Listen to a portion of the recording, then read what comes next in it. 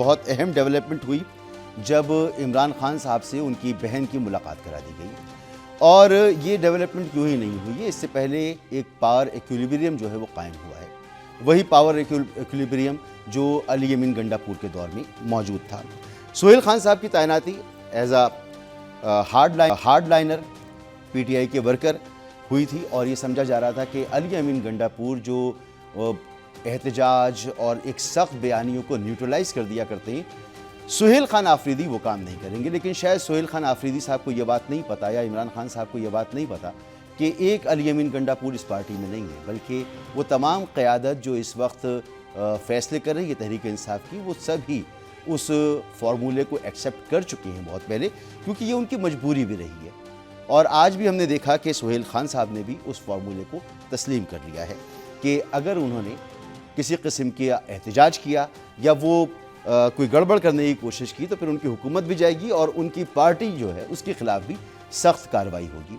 और ये बहुत लॉजिकल भी है, वो इसलिए कि जाहिर सी बात है अब तक जो कुछ भी हो रहा है इमरान खान की गिरफ्तारी के बाद वो पीटीआई की तो कहीं नहीं चल रही, पीटीआई का कोई एहतजाज नहीं हो रहा, पीटीआई एहतजाज की कोशिश करती है तो उसमें नाकाम होती है।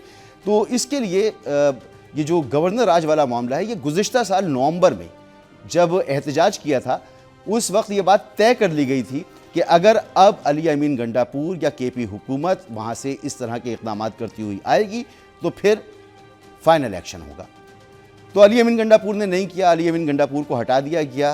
अब जब से सोहेल खान आफरीदी साहब जो हैं ये वज़ीर आला बने खैबर पख्तूनख्वा के, उस वक्त से इन्होंने कहना शुरू किया कि अब जो इमरान खान साहब चाहते हैं वो होगा और मैं हर फैसला इमरान खान से पूछ के करूँगा। तो इमरान खान से उनकी मुलाकात नहीं होने दी, क्योंकि यहाँ पर ये बात काबिल कबूल है ही नहीं कि आप ज़बरदस्ती करें और आप धोस से आने की कोशिश करें, तो ये नहीं हो सकता।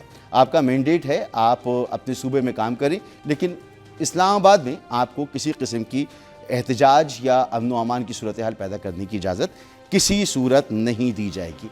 तो अब 1 महीने से मुलाकात नहीं हुई थी इमरान खान साहब से और सोहेल खान आफरीदी साहब ने कहा था कि वो आज एहतजाज करेंगे, लेकिन इससे पहले ही बैरिस्टर अकील ने ये बात टीवी पर आकर कहना शुरू कर दी कि गवर्नर राज का ऑप्शन जो है वो उसके हम बहुत करीब हैं। आज़म नज़ीर तारड़ ने भी पार्लियामेंट में खड़े होकर कहा कि ये कोई मार्शल लॉ की बात नहीं है, ये आईनी बात है। फिर फैसल वाडा साहब ने, जो अपने आप को कहते हैं कि उनकी पार्टी जो है वो बहुत बड़ी पार्टी है और वो जो भी बात करती हैं वो अमूमन हुक्मरान इत्तेहाद को भी नहीं पता होती, वो ऐसी पेशगोइयाँ कर जाते हैं और वो ठीक भी साबित होती है। उन्होंने कहा जी आप दीवार से सर टकराते रहेंगे, अगर आपने टकराना है तो आपका सर फूटेगा, दीवार का कुछ नहीं जाएगा। तो आप ठंडे हो जाएं और ठंडे होकर बातचीत करें तो आपको मुलाकात की इजाज़त भी मिल जाएगी। तो आज एहतजाज नहीं हुआ, सोहेल खान आफरीदी साहब आज नहीं आए, इमरान खान साहब की एक बहन को मुलाकात की इजाज़त मिली।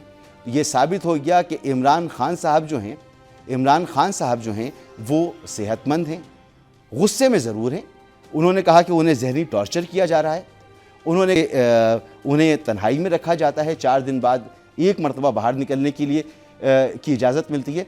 और आज एक बहुत अहम बात पता चली और वो ये कि इससे पहले जो इमरान खान साहब कॉल दिया करते थे कि कौम को कॉल दूंगा, आज उन्होंने कॉल नहीं दी। आज उन्होंने अपनी बहन को कहा कि मैं क्या इन्हें कॉल दूँ, क्या इनको नज़र नहीं आ रहा, ये अपने हक़ के लिए ख़ुद खड़े नहीं होते तो मैं इनको क्या खड़ा करूँ। तो बहरहाल तो इमरान खान साहब भी समझ चुके हैं कि सूरत हाल क्या है। अब ये ज़रूरी क्यों था? ज़रूरी इसलिए था कि खैबर पख्तूनख्वा में जितनी भी तहरीक इंसाफ की वो क़यादत है जो इस वक्त मफरूर है वो वहाँ पर अंडरग्राउंड है और जो लोग हुकूमत के अंदर हैं उन पर 1 दर्जन से लेकर 2 दर्जन 3 दर्जन केसेस हैं। तो जैसे ही गवर्नर राज लगेगा सबका सफाया होगा, सबकी गिरफ्तारियाँ होती और ये पार्टी जो है ना वो जो बची कुची पार्टी है शायद वो भी फाल ना होती। तो एक बुरा वक्त था।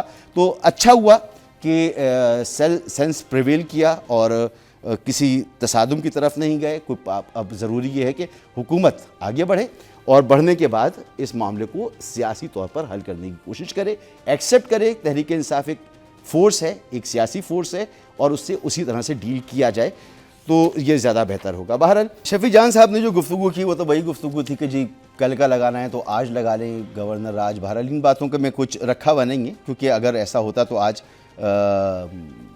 मामला जो हैं वो दूसरी तरह के होते। गौहर खान साहब जो अली अमीन गंडापुर साहब के तरह ही पार्टी को चलाने की कोशिश कर रहे हैं, उन्होंने जो गुफ्तगू की वो भी बहुत इंपॉर्टेंट है।